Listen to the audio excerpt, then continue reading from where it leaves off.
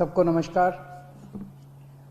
पिछले महीने जब दिल्ली में बहुत तेज़ी से कोरोना के केसेस बढ़ने लगे और हम सब देख रहे हैं कि ये वाली कोरोना की वेव कितनी ख़तरनाक है, बहुत ज़्यादा संख्या में इसमें लोग सीरियस हो रहे हैं, अस्पतालों की ज़रूरत पड़ रही है, आईसीयू की ज़रूरत पड़ रही है, काफ़ी ज़्यादा लोगों की मौत भी हो रही है। तो 20 अप्रैल को मजबूरी में हमें दिल्ली में लॉकडाउन लगाना पड़ा था। केसेस लगातार बढ़ते जा रहे थे। लॉकडाउन लगाने की वजह से और भी अन्य कई कारणों की वजह से 26 अप्रैल को आके 35% पॉजिटिविटी रेट बढ़ गया था। 35% बहुत ज़्यादा होता है, मतलब 100 लोगों का अगर हम टेस्ट करते थे तो 35 लोग उसमें पॉजिटिव निकलते थे। 26 अप्रैल के बाद से चूंकि लॉकडाउन लगाया था, एक तरह से थोड़ी सी चेन टूटनी चालू हुई थी इसकी कोरोना की। 26 अप्रैल के बाद से धीरे धीरे केसेस कम होने चालू हुए और अब पिछले 1-2 दिन के अंदर 23%, 35% से 23% पॉजिटिविटी रेशो आ गया है। तो केसेस कम होने चालू हुए हैं दिल्ली के अंदर।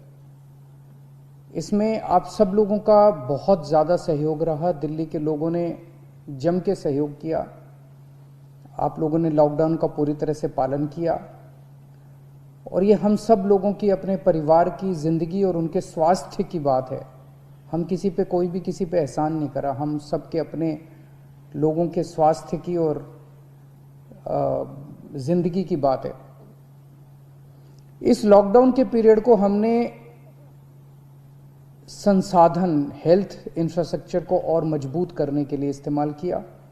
कई जगह नए ऑक्सीजन बेड्स तैयार किए गए। सबसे बड़ी दिक्कत दिल्ली में ऑक्सीजन की आई है। नॉर्मल टाइम में जितनी ऑक्सीजन चाहिए होती है अस्पतालों में, उससे कई गुना ऑक्सीजन की जरूरत पड़ने लगी, क्योंकि अब जितने भी मरीज आते थे कोरोना में उन सबको ऑक्सीजन की जरूरत थी। तो कई गुना ऑक्सीजन की जरूरत अचानक पड़ने लगी। पिछले कुछ दिनों में केंद्र सरकार के साथ मिलके और हाई कोर्ट और सुप्रीम कोर्ट के आदेशों से, केंद्र सरकार के सहयोग से अब ऑक्सीजन की स्थिति दिल्ली के अंदर काफ़ी सुधरी है पिछले कुछ दिनों में। अब इस तरह की बातें सुनने को नहीं मिलती कि इस अस्पताल में 2 घंटे की ऑक्सीजन रह गई, उस अस्पताल में आधे घंटे की ऑक्सीजन रह गई, यहाँ पे किसी की ऑक्सीजन से मौत हो सकती है। अब इस तरह की बातें सुनने को नहीं मिल रही है। तो इस लॉकडाउन के पीरियड को हमने अपने सिस्टम को भी सुधारने में काफ़ी प्रयास किए। पिछले कुछ दिनों से वैक्सीन को भी बड़ी तेज़ी के साथ वैक्सीनेशन का कार्यक्रम शुरू किया गया है। आप में से जितने लोगों ने वैक्सीन लगवाया उन्होंने देखा होगा कि दिल्ली सरकार ने जो स्कूलों में इंतजाम किए हैं वो कितने शानदार इंतजाम किए हैं। सब लोग इसकी तारीफ कर रहे हैं, सब लोगों को अच्छा लग रहा है। हमारे युवा बढ़ चढ़ के वैक्सीन लगवा रहे हैं। यहाँ तक कि दिल्ली के आसपास के इलाकों से भी लोग दिल्ली में आके वैक्सीन लगवा रहे हैं। वैक्सीन के स्टॉक की कमी है, इसमें हमने केंद्र सरकार से सहयोग मांगा है। मुझे पूरी उम्मीद है जैसे केंद्र सरकार अन्य बातों पे भी सहयोग करती रही है, इसमें भी हमारा पूरा सहयोग करेगी। पिछले कुछ दिनों में सब लोगों से मेरी बात हुई है, व्यापारियों से, महिलाओं से, युवाओं से, अलग अलग किस्म के लोगों से बात हुई है और सबका ये मानना है कि कोरोना के केस कम तो हुए हैं लेकिन अभी भी बहुत हैं। 23% अभी भी संक्रमण दर है। अभी ढिलाई नहीं दी जा सकती, अभी समय नहीं आया है ढिलाई देने का। तो सबका ये मानना है कि अभी लॉकडाउन को और एक्सटेंड करने की ज़रूरत है। अभी और इस कड़ाई को अभी थोड़े दिन और बरकरार रखने की ज़रूरत है, नहीं तो अभी जो हमने हासिल किया वो भी ख़त्म हो जाएगा।